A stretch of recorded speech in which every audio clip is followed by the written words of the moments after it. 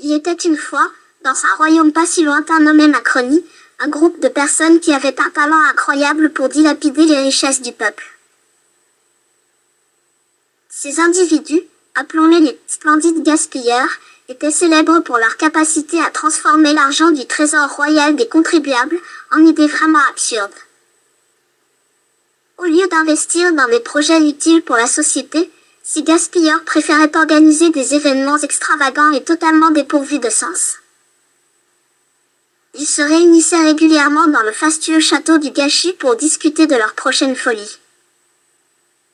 Un jour, le peuple fatigué de voir son argent partir en fumée, décida d'envoyer 2 émissaires, nommés Gilets jaunes, au château pour leur faire part de ses préoccupations.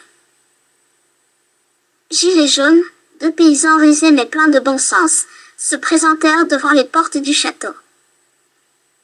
Les gardes, portant des uniformes en or massif et coiffés de plumes de paon, les regardèrent d'un air hautain. « Nous venons au nom du peuple pour demander des comptes à ces splendides gaspilleurs. » déclarèrent Gilets jaunes d'un ton ferme.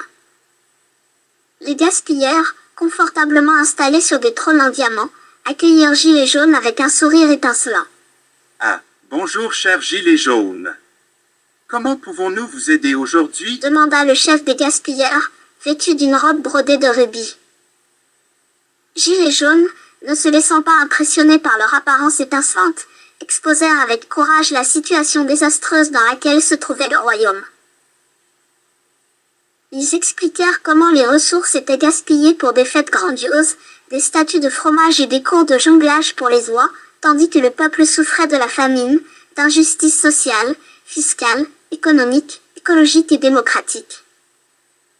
Les gaspilleurs échangèrent des regards perplexes avant de se regarder mutuellement avec incrédulité.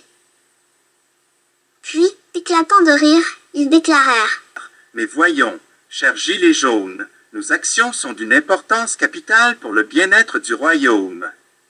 Qui d'autre offrirait des leçons de tricot aux poissons rouges ou organiserait des concours de coiffure pour les écureuils? C'est du génie, n'est-ce pas ?» Gilets jaunes restèrent bouche bée devant tant d'absurdités. Cependant, ils ne perdirent pas espoir. Avec astuce, ils décidèrent de jouer le jeu des gaspilleurs. « Vous avez raison. Mais que diriez-vous d'organiser un concours de danse pour les grenouilles, en partenariat avec les libellules du marais voisin? Le peuple adorerait certainement voir cela, » suggère-t-il avec un sourire malicieux. Les gaspilleurs, enchantés par cette idée qu'ils trouvèrent tout à fait révolutionnaire, se mirent immédiatement à planifier cet événement loufoque. Pendant ce temps, Gilets jaunes s'étaient secrètement alliés à d'autres citoyens déterminés et ensemble, ils travaillèrent dans l'ombre pour mettre en place de véritables projets bénéfiques pour le royaume. Ils construisirent des écoles, des fermes communautaires et des hôpitaux, redonnant ainsi espoir au peuple. Finalement, le jour du concours de danse pour les grenouilles arriva. Tandis que les gaspilleurs se pavanaient devant la foule en applaudissant leur propre génie, Gilets jaunes et les citoyens dévoués révélaient leurs accomplissements au peuple ébahi. La vérité éclata alors au grand jour, et le peuple fatigué des extravagances inutiles des gaspilleurs se rallia derrière Gilets jaunes. Ensemble, ils prirent en main leur destinée et firent en sorte que les richesses du royaume servent enfin à améliorer la vie de tous. Et c'est ainsi que, grâce à l'ingéniosité de Gilets jaunes et à l'unité du peuple, la Macronie redevint une France prospère et équilibrée, où l'absurdité des gaspilleurs fut reléguée au passé, devenant une histoire à raconter aux enfants pour les décennies à venir.